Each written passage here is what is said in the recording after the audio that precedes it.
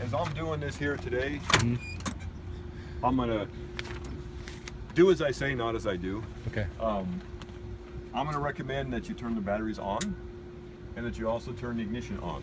Okay. Now, this one's gonna alarm and sound a lot. So for portions of this, I'm gonna turn it off so we can talk.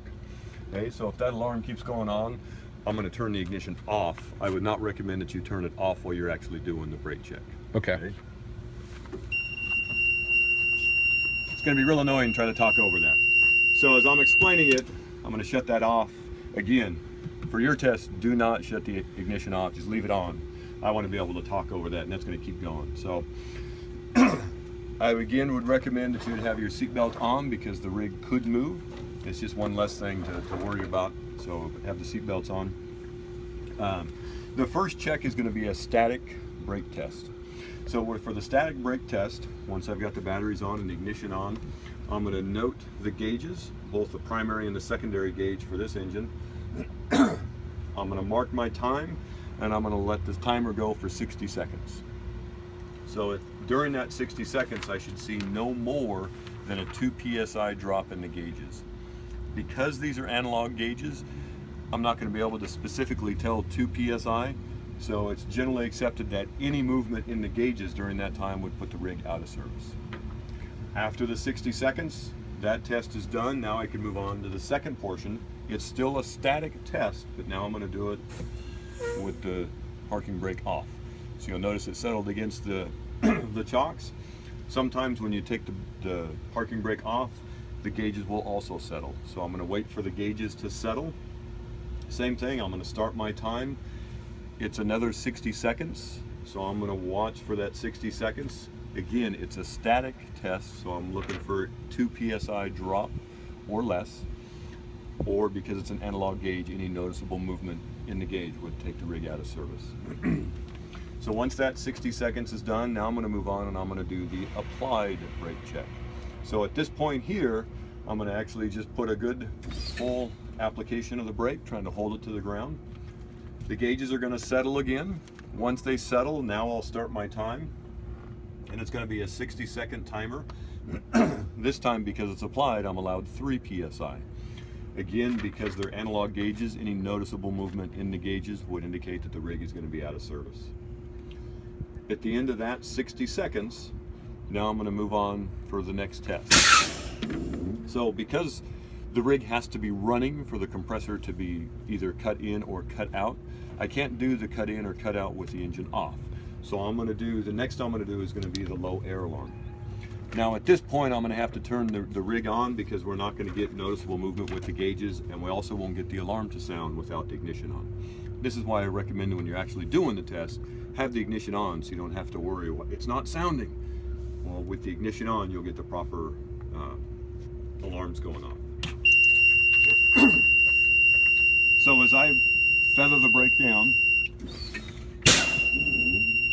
when I apply the brake, the gauges take a second or two to catch up to it.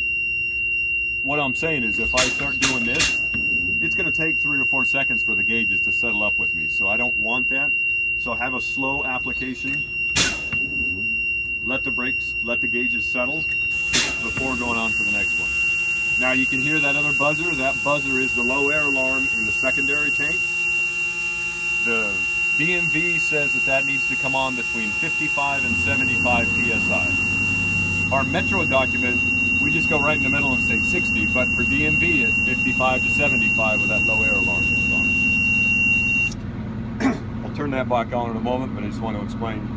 The next test that I'm going to go through is going to be the parking brake, the spring brake. So what I'm going to do now is I'm going to feather the brakes down until this spring brake on its own pops out. It should be between 20 and 45 psi when this applies on its own.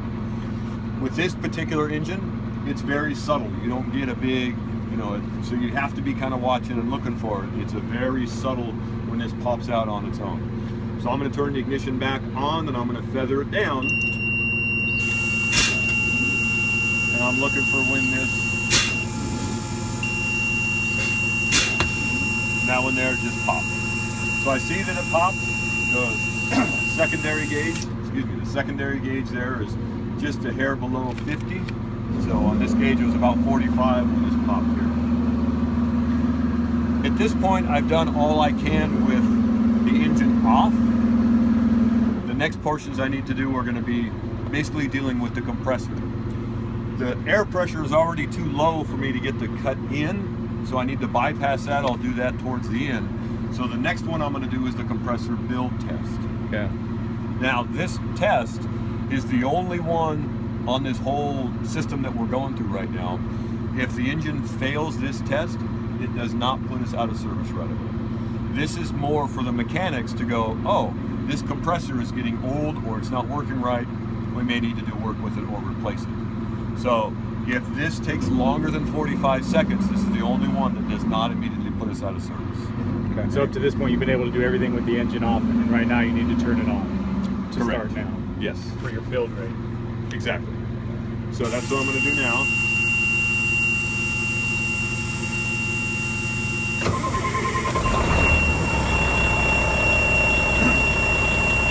So once I started, the compressor, once I started the engine, the compressor's already starting to build the tanks. Because the compressor has the governor, and the governor is either controlled by a computer or by a set of valves that can be set differently, each engine will react different and respond differently. So for these rigs here, they have a really big tank. It takes a much longer time to build the air on it. Okay. Like at engine 41, the dash has a smaller tank, but the compressor is much better and it builds much quicker for the tanks there. So what I need to do is, as I'm building, when the first gauge gets to 85 psi, start my time, and then I'll keep the time going until that gauge gets to 100 psi. So, sorry, is it the first gauge gets to 85, you start, and then is it the last gauge or the first gauge to get to 100? That same gauge. That same one, okay. Correct. So each rig is different. It may be the front tank or maybe the rear tank. It depends on how that computer or how that mechanic has set up that system of tanks. Okay. So, like I said, this one, when everything's down real low, it takes about a minute, maybe even a minute and 15 seconds for that build rate. That's okay. In a normal operation, if I were to do that build rate, because there's air in the tanks, it would probably fall under that 45 seconds. But because it takes longer than 45 seconds, it does not immediately take us out of service. Okay. Now, since the compressor is going, I'm going to do the cut out. So once it gets up to the top pressure and it cuts out, I'm going to see that the gauges will stop rising, and I'm going to hear the air dryer spit the air onto the ground. This particular rig here, it goes about 110 or 120. Okay. So we should hear that here in just a few seconds. This test here, all of these with the compressor should be done at an idle. So you don't want to throttle up or go into a high idle. You should leave everything in an idle so it can do these tests accurately. So we're getting pretty close. Any second here, we should hear the air dryer spit the air onto the ground, and that's when I'll see the tank stop. There we go. Now, some of the rigs, you'll see the pressure rise to 130 or maybe even a little bit above. When it settles, that's the important part.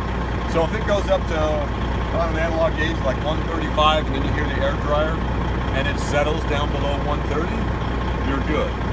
Okay.